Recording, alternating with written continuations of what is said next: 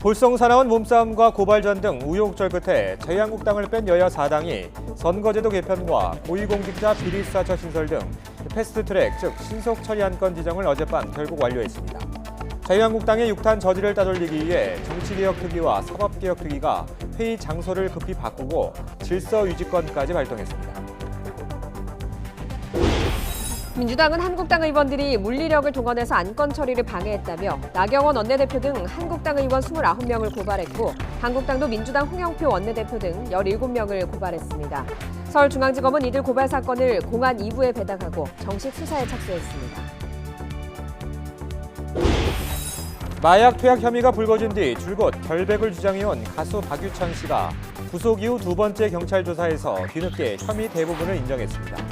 연예인으로서 모든 것을 잃을 수 있다는 두려움에 거짓말을 했다고 실토했습니다.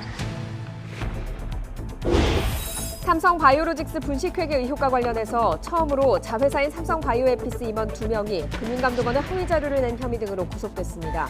검찰은 민감한 자료 삭제에 삼성전자 임원이 투입된 정황과 이재용 부회장 관련 자료가 집중적으로 사라진 이유를 주목하고 있습니다. 내일부터 자동차 보험 보상 기준이 일부 바뀌어 육체 정년이 60살에서 65살로 늘고 중고차 가격 하락 보상 기준은 출고 이후 2년에서 5년까지로 확대됩니다. 이른바 문콕 같은 가벼운 사고는 수리비만 지원해주는 내용도 담겼는데 업계는 보험료 인상을 고민하고 있습니다.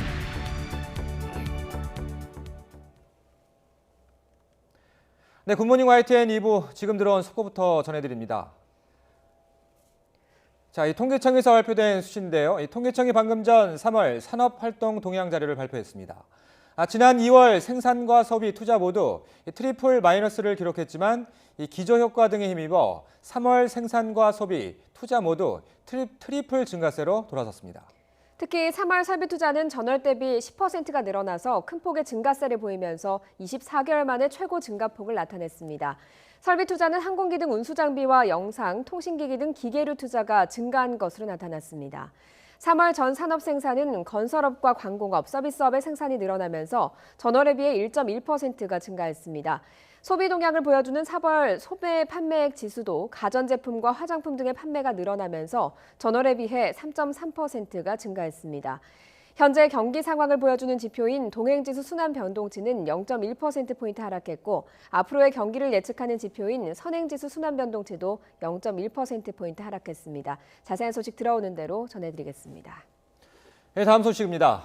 여야의 극심한 대립 끝에 선거제 개편안과 공수처 신설 법안 등이 자정을 전후해 신속 처리 안건, 즉 패스트트랙으로 지정됐습니다. 여야 사당은 회의 장소를 바꿔가면서 자유한국당의 6탄 저지를 따돌렸습니다. 한국당은 20대 국회가 종언을 고했다며 강하게 반발했습니다. 우철희 기자입니다. 5분의 3 이상인 10일 이내 완성으로 가결되었음을 선포합니다. 자유한국당까지 포함해서 여야 5당이 합의로 선거제도 개혁을 이루자는 여야 4당의 의지의 산물이라고. 정치개혁특위와 사법개혁특위의 패스트트랙, 신속처리 안건 지정이 여야 4당 소속 의원 모두의 찬성으로 가결됐습니다. 여야 4당이 애초 처리하기로 합의한 지난 25일 이후 사개특위는 나흘, 자정을 넘겨 끝난 정개특위는 닷새 만입니다. 회의 장소를 급히 바꿔 드러눕기를 불사한 자유한국당의 6탄 저지를 따돌렸고 질서 유지권까지 발동됐습니다. 언제부터 심상정 위원장이 이렇게 독재적으로 보였습니까? 독재자입니까? 아니 그 김종민 의원이 440으로 수백 명이 막아서 놓고서 김종민 의원 말이 법이 이번에 패스트트랙으로 지정된 법안은 공직선거법 개정안과 공수처 신설, 검경 수사권 조정 법안입니다.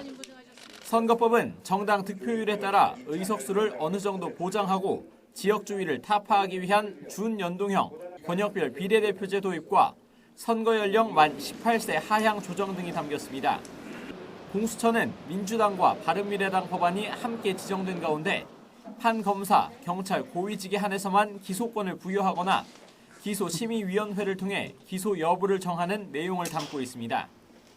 검경 수사권 조정은 경찰의 독자적 수사 권한을 주되 검찰의 수사 범위와 지휘권에는 제한을 두는 내용이 포함됐습니다. 패스트트랙으로 지정된 법안은 곧바로 본회의로 넘어가는 건 아니고 최장 330일까지 여야가 논의해야 합니다. 여야 4당은 패스트트랙 지정을 한국당과 최종 합의안을 만들어내는 계기로 삼겠다고 밝혔고 진지하게 검토하고 다른 나라 사례도 훨씬 더 연구하고 그렇게 해서 국민들이 기대할 만큼 좋은 법을 만들어내는 것이 매우 중요한. 한국당은 원천 무효이자 민주주의의 치욕이라면서 좌파 독재에 맞서 끝까지 싸우겠다고 강조했습니다. 오늘로 20대 국회는 종언을 고했습니다. 문재인 대통령이 국민 앞에 무릎을 꿇는 그날까지 투쟁하고 또 투쟁할 것입니다. 패스트트랙 지정 절차는 일단락됐지만 국회의장단과 여야 지도부 모두 이렇다 할 정치력을 발휘하지 못한 채 동물국회라는 오명과 모두에게 깊은 상흔을 남겼고 정치권의 극한 대치는 쉽사리 풀리기 어렵게 됐습니다. YTN 우철입니다. 신속 처리한 건 패스트트랙으로 지정은 됐지만 본격적인 논의 절차는 이제부터가 시작입니다. 최장 330일을 넘기면 자동으로 본회의에 상정돼서 표결에 붙여집니다. 하지만 처리 과정이 순탄치만은 않아 보입니다. 김영수 기자의 보도입니다. 패스트트랙에 지정된 안건은 국회 사법개혁특별위원회와 정치개혁특별위원회에서 각각 180일, 법제사법위원회 90일, 본회의 60일까지 처리되지 않으면 자동으로 본회의에 올라갑니다. 최장 330일이 지나면 본회의에서 표결을 하는 게 원칙이지만 단계마다 시간을 단축할 수도 있습니다. 각 특위에서 이른바 안건 조정 제도로 기간을 최장 90일 이내로 앞당길 수 있고 의장 재량에 따라 60일로 정해진 본회의 부의 기간도 생략할 수 있기 때문입니다. 다만 법사위원장인 한국당 소속 여상규 의원이 의결을 반대할 가능성이 큰 만큼 법사위에서는 90일을 모두 소비할 것으로 보입니다. 재해, 민생, 경제 위기에 대처하라고 도입한 패스트트랙을 이 정권이 날치기 트랙으로 사용하고 있습니다. 반드시 막아야 할 것입니다. 상황에 따라 짧게는 올해 안에 법안 처리가 이루어질 수 있지만 만약 330일을 다 채우면 21대 총선을 한 달여 앞둔 내년 3월 중순에 모든 절차가 마무리됩니다. 반개혁 정당의 난동 때문에 우리 국민을 위한 선거제 개편과 권력기관 개혁이 방해받을 수 없습니다. 패스트트랙 지정 법안은 본회의에서 재적의원 과반 출석에 출석의원 과반이 찬성하면 국회를 통과하게 됩니다. 하지만 선거제 개편안을 놓고 여전히 의원들 간 입장이 크게 엇갈리는 상황이어서 여야의 진짜 협상이 이제부터 본격화될 거라는 전망도 나옵니다. YTN 김영수입니다. 동물국회에 이어서 이제는 고발국회라는 오명까지 있었습니다. 민주당이 6탄 방어에 나섰던 한국당 의원들을 추가로 고발했고 정의당도 가세했습니다. 한국당 역시 물러서지 않으며 추가 맞고발을 예고하면서 갈등이 극에 달하고 있습니다. 임송호 기자의 보도입니다. 민주당은 한국당 소속 의원 19명과 보좌진 2명을 검찰에 추가 고발하며 압박을 이어갔습니다. 이 가운데 나경원 원내대표 등 8명은 지난 26일에 이어 또 고발됐고 민주당이 고발한 한국당 의원은 29명으로 늘었습니다. 민주당 이해찬 대표는 한국당의 불법 감금과 회의장 점거, 폭력 사태에 강력히 대응하겠다고 거듭 천명했습니다. 제가 그 사람들한테 그렇게 얘기를 했습니다. 나는 더 이상 정치 안 할 사람이다. 내 이름으로 고발 조치하겠다. 다시는 대한민국 국회에서 이런 행위에서는 안 된다는 걸 아주 뼈저리게 느끼게 만들도록 마무리를 하도록 하겠습니다. 정의당도 가세했습니다. 나경원 원내대표를 포함해 한국당 의원 40명과 보좌진 2명을 무더기로 고발했고 추가 고발까지 예고했습니다. 반면 한국당은 자신들에게 일방적으로 유리한 선거법 개정안과 공수처 신설 법안을 내놓고 무조건 패스트트랙으로 가겠다는 건 의회 쿠데타라고 반발했습니다. 그러면서 여당이 국회 파행의 책임을 한국당에 덮어 씌우려고 마구잡이 고발을 하고 있다고 반발했습니다. 문희상 국회의장과 민주당 홍영표, 바른미래당 김관영 원내대표 등 앞서 고발한 19명에 이어 추가 맞고발을 예고했습니다. 우리 당은 다수의 횡포에 맞서서 끝까지 싸울 것이고 결사의 각오로 문재인 정권의 독재에 항거할 수밖에 없습니다. 이런 가운데 국회 사무처도 의안과를 점거했던 한국당 의원들과 보좌진들을 공무집행 방해 혐의 등으로 고발하기로 하면서 패스트트랙 지정을 둘러싼 국회의 내홍은 출구가 보이지 않는 상황입니다. YTN 임성호입니다. 이 여야 의원들의 물리적 충돌에 대해 검찰이 정식 수사에 착수했습니다. 서울중앙지검은 더불어민주당과 자유한국당이 국회 선진화법 위반과 폭력 혐의 등으로 맞고발한 사건을 공안 2부에 배당했습니다. 정의당이 한국당 의원 40명과 보좌진 2명을 특수 공무집행 방해 등의 혐의로 고발한 건도 공안 2부에 함께 배당했습니다. 조국 청와대 민정수석은 선거제도 개혁안과 공수처 신설, 검경 수사권 조정 관련 법안이 패스트트랙으로 지정된 것에 대해 촛불혁명에 참여했던 주권자, 시민들의 요청이 법제화되기 시작한 것이라고 평가했습니다. 조 수석은 자신의 SNS에 글을 올려 이같이 밝히고 특히 공수처법은 바른미래당의 막판 요청까지 수용된 의회주의적 타협의 산물이라고 강조했습니다. 자유한국당의 정당 해산을 촉구하는 청와대 국민청원에 어제 하루에만 수십만 명이 동참해 94만 명을 넘어섰습니다. 지난 20일 시작된 이 청원은 일주일 만인 어제 아침 참여 인원 30만 명을 넘어선 이후 청원 참가자가 빠른 속도로 증가하고 있습니다.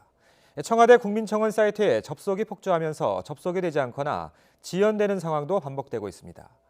이에 맞서 민주당 해산을 주장하는 국민청원도 등장하면서 여야 지지층이 세대결 양상으로까지 번지고 있습니다.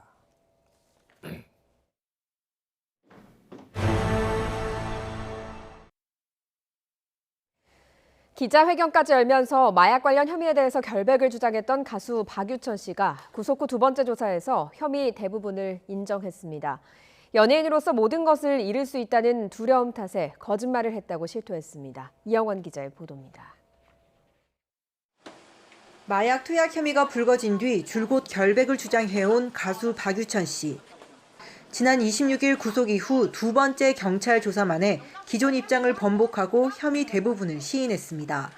지난 10일 기자회견을 비롯해 4차례 경찰 조사에서 거짓 진술을 했다고 인정한 겁니다. 저를 오해받을 수 있다는 생각에 너무나 무서웠습니다. 나는 결코 마약을 하지 않았는데 나는 이렇게 마약을 한 사람이 되는 건가 하는 두려움도 휩싸였습니다. 박 씨는 연예인으로서 자신을 내려놓기 두려워 마약 혐의를 인정하지 못했다고 진술했습니다. 옛 연인 황하나 씨의 권유 여부는 언급하지 않은 채 황 씨를 다시 만나면서 마약에 손을 댔다고 말한 것으로 전해졌습니다. 올해 2월과 3월 필로폰을 구매한 뒤 황 씨와 함께 5차례 투약한 건 인정했습니다. 다만 3차례에 걸쳐 필로폰 1.5g을 샀다는 황 씨 주장과 달리 자신은 2번만 샀고 나머지는 황 씨가 구매했다고 반박했습니다. 경찰은 자백한 박 씨를 상대로 남은 필로폰을 어떻게 처리했는지, 추가 투약 사실이 있는지 등에 대한 조사를 이어갈 방침입니다. YTN 이영훈입니다. 삼성 바이오로직스 분식회계 의혹과 관련해서 삼성 임원이 처음으로 구속됐습니다. 자회사 삼성 바이오에피스 임원 2명으로 금감원에 허위 자료를 제출한 혐의를 받고 있습니다. 검찰의 윗선 수사가 더 탄력을 받게 됐습니다. 김종균 기자입니다.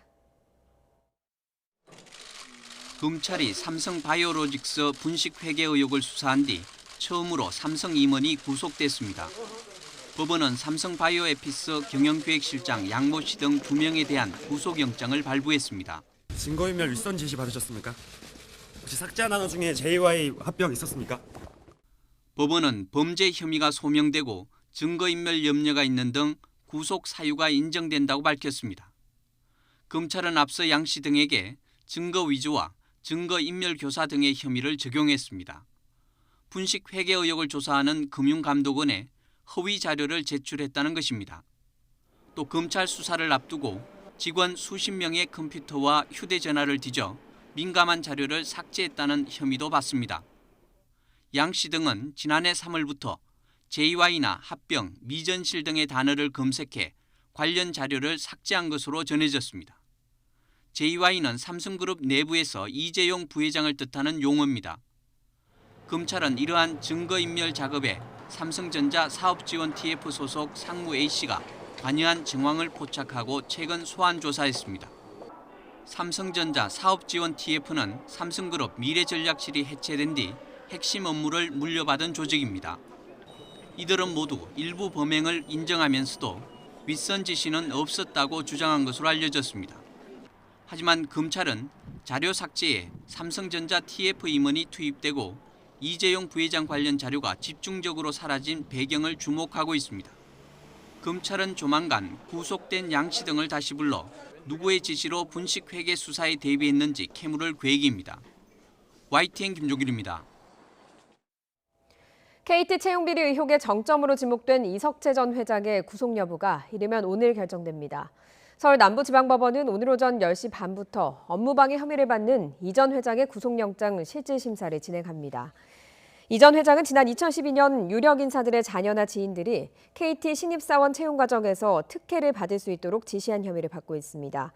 두 차례에 걸친 소환 조사를 받은 이 전 회장은 부정채용 혐의 등을 대부분 부인한 것으로 전해졌습니다. 구조동물 안락사 논란을 빚은 동물권 단체 케어 박소연 대표에 대한 구속영장이 기각됐습니다. 서울중앙지방법원은 피해 결과 내지 정도 등에 대해서 다툼의 여지가 있고 그 경위 등에도 참작의 여지가 있다며 영장을 기각했습니다.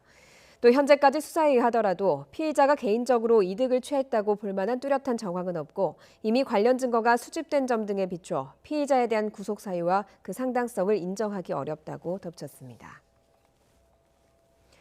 마이크 폼페이오 미 국무장관이 3차 북미 정상회담을 열려면 여건이 조성돼야 한다며 제재가 북한을 비핵화로 이끌 거라는 소신을 드러냈습니다. 워싱턴에서 김희준 특파원이 보도합니다. 폼페이오 장관은 미 의회 전문 매체 더일과의 대담에서 3차 북미 정상회담이 오는 여름까지 열릴 수 있느냐는 질문에 모르겠다고 운을 뗐습니다. 그러면서 두 정상이 만나려면 실질적인 진전을 이룰 수 있는 여건이 분명히 조성돼야 한다고 말했습니다. 이어 경제적 압박을 계속하면 북한을 비핵화할 기회를 얻게 될 것으로 확신한다고 강조했습니다. 북한이 실질적 비핵화 조치에 나설 수 있어야 3차 정상회담이 가능하고 이를 위해 제재를 유지할 것임을 분명히 하면서 북한에 공을 넘긴 겁니다. 폼페이오 장관은 또 한국, 일본 등 동맹과 협력해 국제 제재 공조를 다지기 위해 러시아, 중국과도 접촉했다고 설명했습니다. 최근 북러와 중러 정상회담 등 북중러 연대 강화로 인한 대북 제재 공조 약화를 경계하며 중국과 러시아를 다잡으려는 의도로 풀이됩니다. 볼턴 백악관 국가안보보좌관의 전날 발언들과도 궤를 같이 합니다. 앞서 볼턴 보좌관은 트럼프 대통령이 3차 북미 정상회담에 준비가 돼 있다면서도 올바른 시점을 거론했고 러시아가 제안한 육자회담은 사실상 거부하며 중러 양국의 대북 제재 이행을 촉구한 바 있습니다. 폼페이오 장관은 한편 북한이 자신을 협상팀에서 배제할 것을 요구한 데 대해 여전히 자신이 협상을 이끌고 있다는 점을 재확인했습니다. 미국은 북핵 문제에서의 지분을 강조하는 중국과 러시아 역할을 제재 공조에만 한정하면서 북한의 결단을 촉구하고 있습니다. 북한이 얼마나 호응할지는 미지수여서 비핵화 협상 교착 국면은 당분간 계속될 전망입니다. 워싱턴에서 YTN 김유준입니다. 아파트를 포함한 전국 공동주택의 올해 공시가격이 확정됐습니다. 서울이 지난해보다 14%가 올랐습니다. 건강보험료나 각종 세금이 오를 수 있는 부분이라 관심이 높죠. 공시가격을 내려달라는 요구도 많았습니다. 먼저 김현우 기자가 보도합니다. 서울 용산에 있는 주상복합 아파트입니다. 미군 부대 이전과 서울시의 공원 조성 발표 등 호재로 9.13 부동산 정책에도 집값은 예전 수준을 유지하고 있습니다. 전용 면적 99제곱미터짜리 호가가 여전히 18억 원을 넘습니다.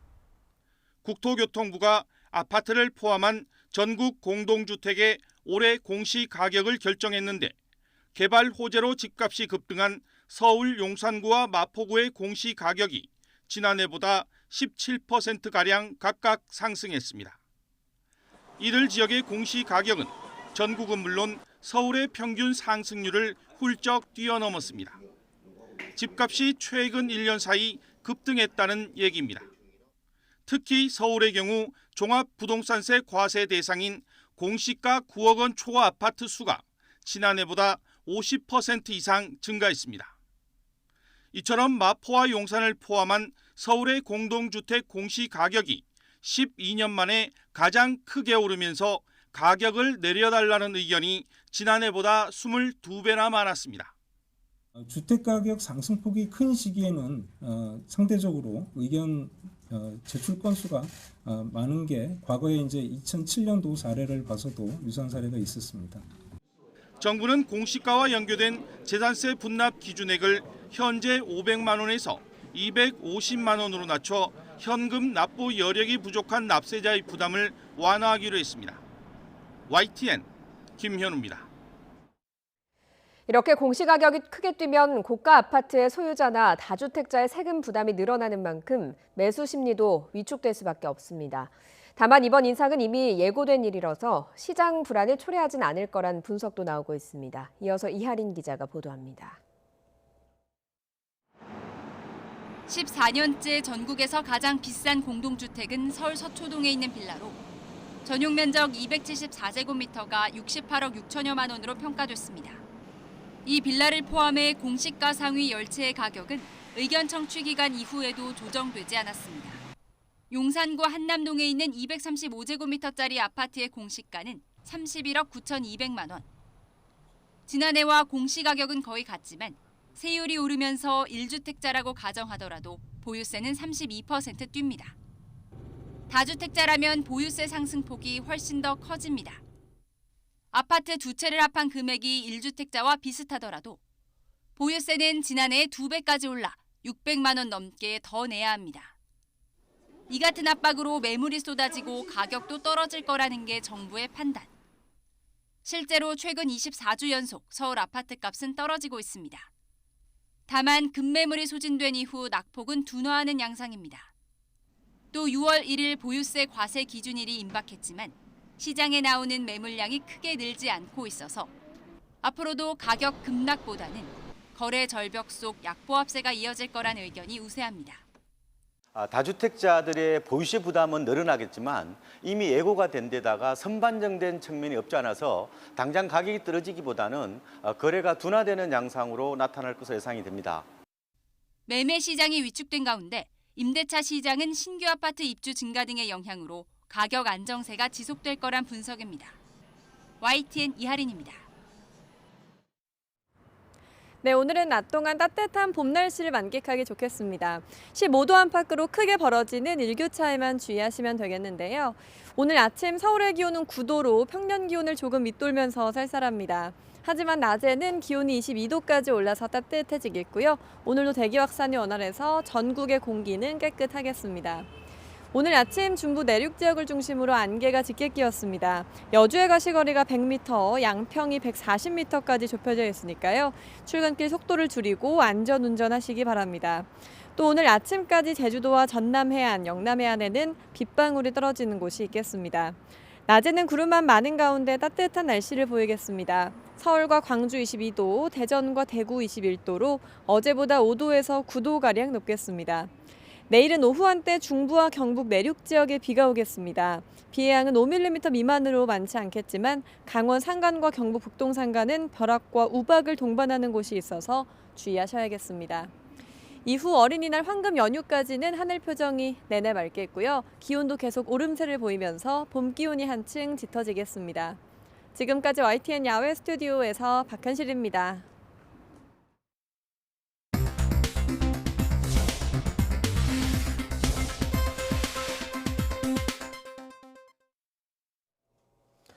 이 시각 보도국입니다. 가습기 살균제의 유해성 검증을 소홀히 한 혐의로 구속영장이 재청구된 안용찬 전 애경산업 대표의 구속 여부가 이르면 오늘 결정됩니다. 검찰은 애경이 가습기 살균제를 판매만 했다는 주장과 달리 제조 과정에 깊숙이 개입하고 원료 물질이 인체에 유해하다는 걸 사전에 알고 있던 정황을 다수 확보한 것으로 전해졌습니다. 법무부는 경남 진주에서 발생한 아파트 방화 흉인안동 사건에 경제적 지원 대상자를 9명으로 확정하고 이들에게 유족 구조금과 장례비, 생리비 등으로 2억 8천여만 원을 지급했습니다. 상해 피해자의 경우 치료를 받는 병원과의 지급 보증 약정을 통해 1인당 5천만 원 내에서 치료를 받을 수 있도록 조치했다고 설명했습니다.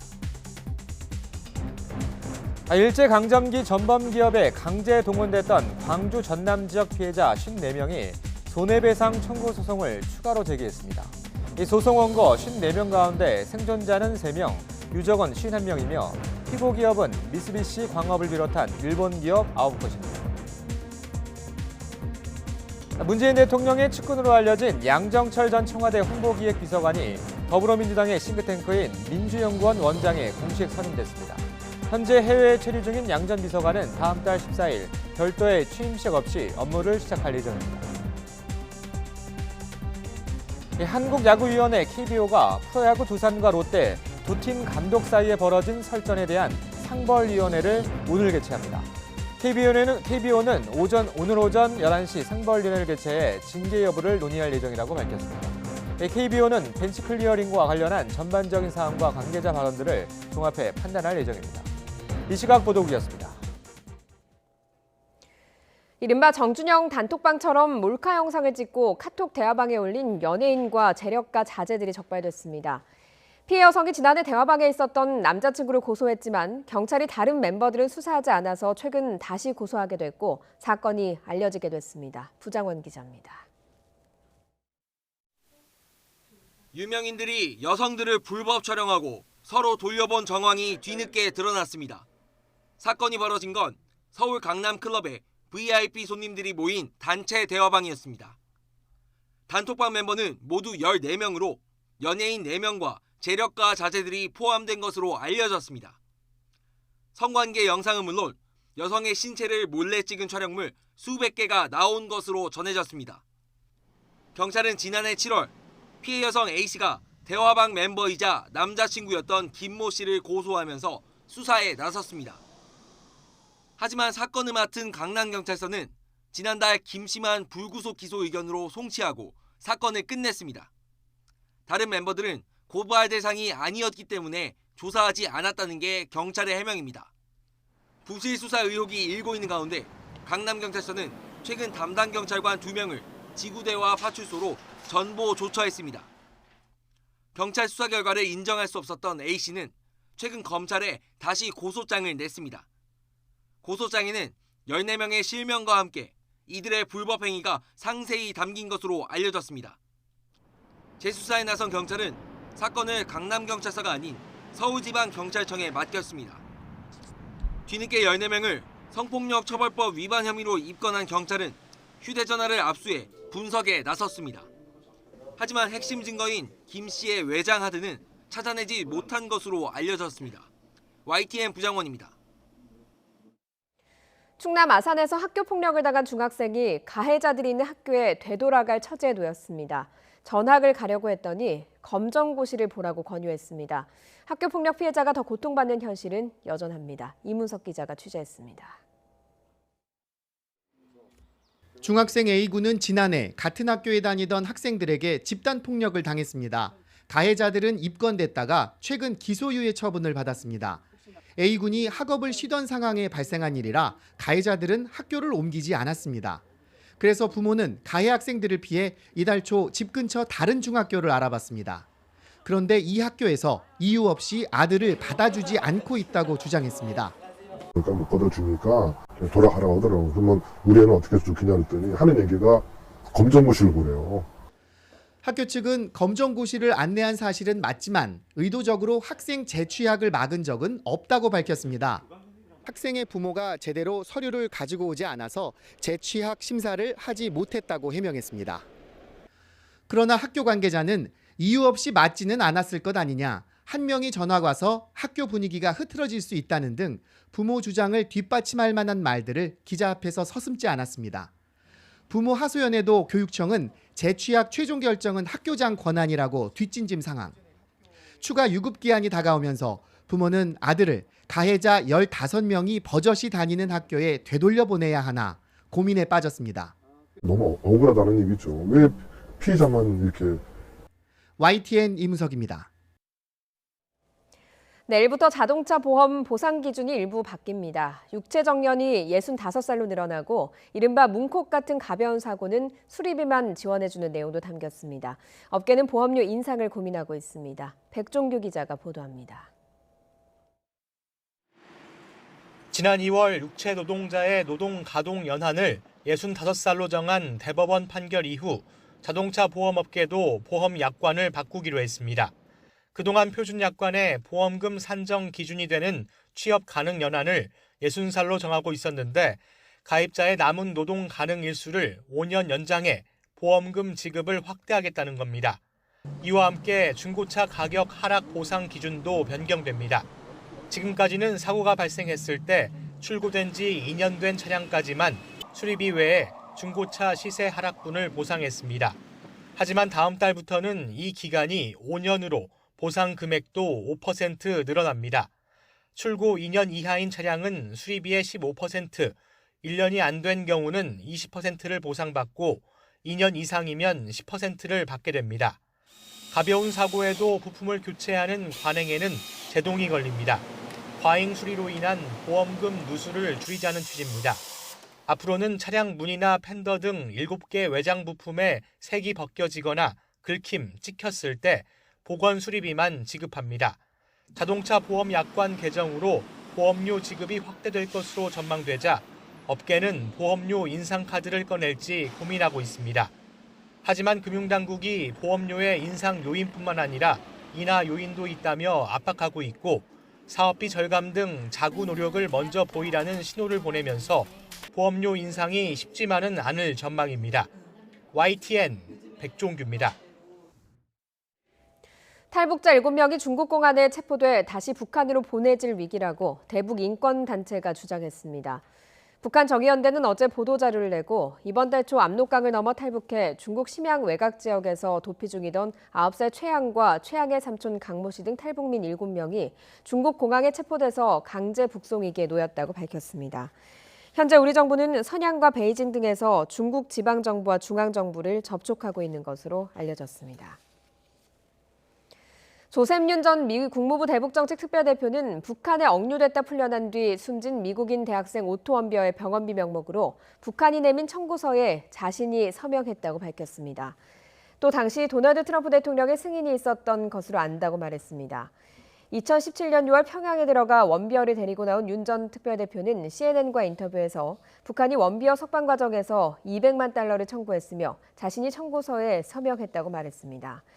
윤 전 특별대표는 북측에서 200만 달러를 내야 한다고 하자마자 상관이었던 틸러슨 당시 국무장관에게 물어봤고 틸러슨 장관은 자신에게 좋다며 어서 서명하라고 빠르게 답변을 줬다고 설명했습니다. 국내 첫 영리병원으로 추진되던 제주 녹지국제병원이 기한 내 문을 열지 않아 허가가 취소됐는데요.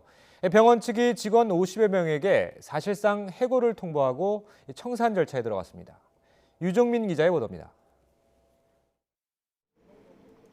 최근 허가가 취소된 녹지국제병원 측이 근로자에게 드리는 글을 통해 사실상 해고를 통보했습니다. 회사는 지난 4년 동안 병원 설립과 정상적인 운영을 위해 노력했으나 이제는 병원 사업을 부득이하게 접을 수밖에 없는 지경에 이르렀다고 설명했습니다. 병원 측은 준공과 함께 의사 9명을 포함해 직원 130여 명을 채용했으나 현재 50여 명만이 남아있는 것으로 알려졌습니다. 직원들은 당혹감 속에 긴급 회의를 하고 대응책을 논의하고 있습니다. 직원들이 대부분 이런 결과가 나올 거라는 걸 어느 정도 예상을 하고 있었어요. 취소도 다 됐어. 근데 그거를 좀 미리 말해주지 않고 저쪽에서 갑자기 알리면서 당황스럽고. 병원 측은 앞으로 법에서 정한 절차에 따라 근로자 대표를 선임하면 대표와 성실히 협의하겠다고 전했습니다. 또 이후 병원 사업을 운영할 적임자가 나타나면 우선 채용될 수 있도록 최선을 다하겠다고 덧붙였습니다. 제주도는 해고 통보 시 한 달 전 통보가 원칙이기 때문에 절차를 지켜보겠다고 밝혔습니다. 개원 준비를 전혀 하지 않았고 그리고 실제 그것을 진행할 의사라든가 아무런 협의가 지난 3개월 이상 없었기 때문에 저희는 충분히 이걸 예상된 그런 수순이라고 생각을 하고 있고요. 제주도는 병원 측이 내국인 진료를 제한하는 조건부 허가에 반발해 허가 이후 3개월 내 문을 열지 않자 지난 17일 개설 허가를 취소했습니다. 현재 제주도와 병원 측은 내국인 진료 제한의 위법성을 놓고 행정소송을 진행 중입니다. 정상화 논의가 물밑에서 진행되고 있지만 병원 측이 의료 사업을 포기하면서 의료 관광단지 조성 사업은 좌초위기에 빠졌습니다.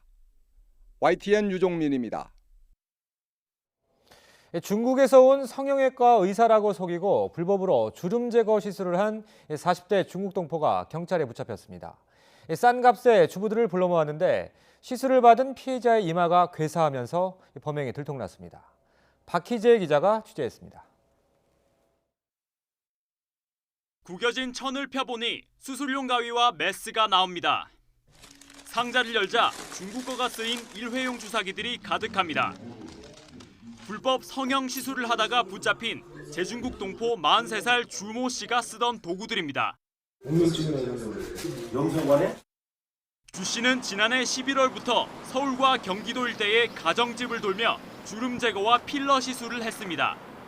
병원보다 3분의 2 저렴한 가격에 실력도 좋다며 주선생이란 별칭으로 입소문이 났습니다. 주 씨는 한국과 중국을 오가며 성형외과 의사 행세를 해온 것으로 조사됐습니다.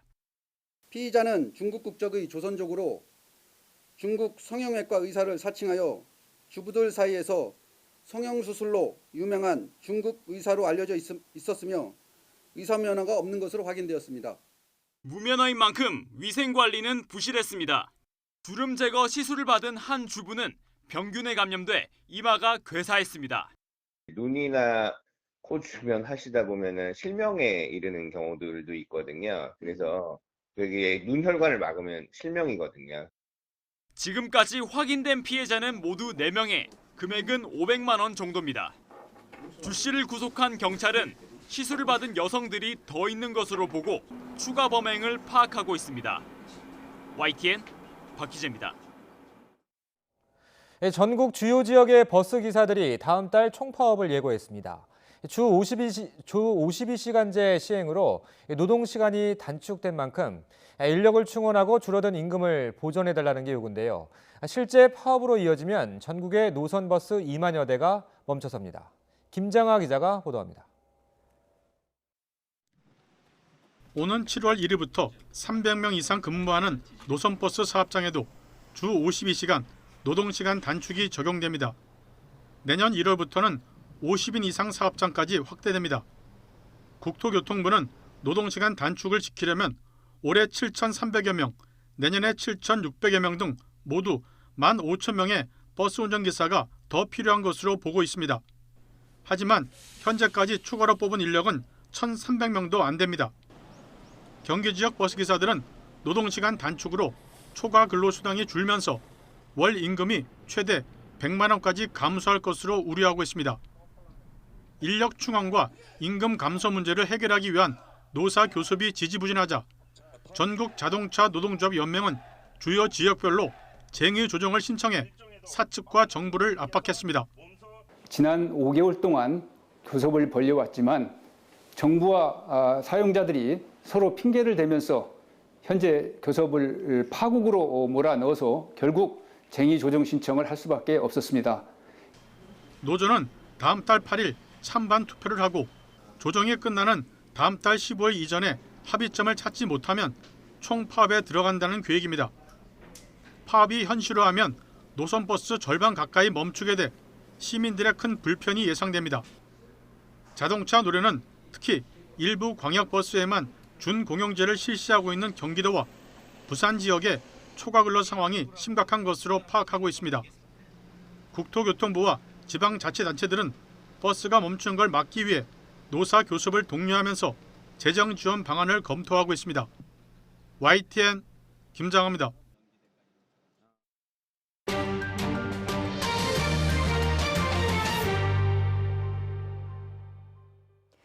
이슬람 급진 무장 조직 IS의 우두머리가 5년 만에 모습을 드러내면서 건재를 과시했습니다. 최근 일어난 스리랑카 부활절 테러가 IS의 복수라고 주장했습니다. 황보선 기자가 보도합니다. IS의 미디어 조직 알푸르칸이 우두머리 바그다드의 메시지라며 현지 시각 29일 유포한 18분짜리 영상입니다. 앉은 채 말하는 수염이 덥수룩한 남성이 주인공입니다. 예전 영상에서 보였던 바그다드의 외모와 비슷하지만 수염이 더 자랐고 나이가 더 든 모습입니다. 바그다드가 모습을 드러낸 것은 지난 2014년 6월 이라크 모술에 있는 알루리 데모스크의 설교 이후 거의 5년 만에 처음입니다. IS는 이번 영상이 제작된 시점을 이달 초로 달았습니다. 실제로 시리아 바구주 전투와 스리랑카 자살폭탄 공격을 언급한 점으로 미뤄 최근 촬영된 것으로 추정됩니다. 바그다드는 이 영상에서 최근 스리랑카에서 발생한 부활절 테러가 시리아 바구주 전투의 복수라고 주장했습니다. 그는 또 기독교를 상대로 복수 공격이 이어질 것이라고 경고했습니다. IS는 지난달 시리아 동부의 마지막 속을 바구주 전투를 끝으로 시리아와 이라크에서 모든 점령지를 상실했습니다. 이번 영상으로 IS는 계속된 패퇴 속에서도 바그다드의 건재함을 과시했습니다. 앞서 바그다드의 생존을 입증하는 최후 정황은 작년 8월 추종자들에게 세계 각지에서 계속 싸우라고 촉구한 55분짜리 육성 파일이었습니다. 미국 정부는 바그다드에게 알카에다의 옛 두목인 오사마 빈 라덴과 같은 최고 2,500만 달러, 약 290억 원의 현상금을 걸었습니다. YTN 황보선입니다. 트럼프 미국 대통령이 취임 후 거짓말을 한 횟수가 10,000번을 넘었고 하루 평균 12번 꼴이라고 워싱턴 포스트가 보도했습니다. 또 취임 초반에는 하루 평균 5차례 정도였지만 최근 몇 달 사이에는 하루에도 20번이 넘게 거짓말을 하고 있다고 분석했습니다. 워싱턴 포스트는 허위 주장을 한 거짓말은 물론 수치를 부풀리는 등의 방식으로 사실을 호도하는 주장도 집계에 포함했습니다. 세계 최대 호텔 그룹인 메리어트 인터내셔널이 에어비앤비 아성인 숙박 공유 사업에 진출할 예정이라고 일간 월스트리트 저널이 보도했습니다. 메리어트가 이르면 다음 달 초 숙박 공유 사업의 구체적인 내용을 공개할 수 있다고 신문은 전했습니다.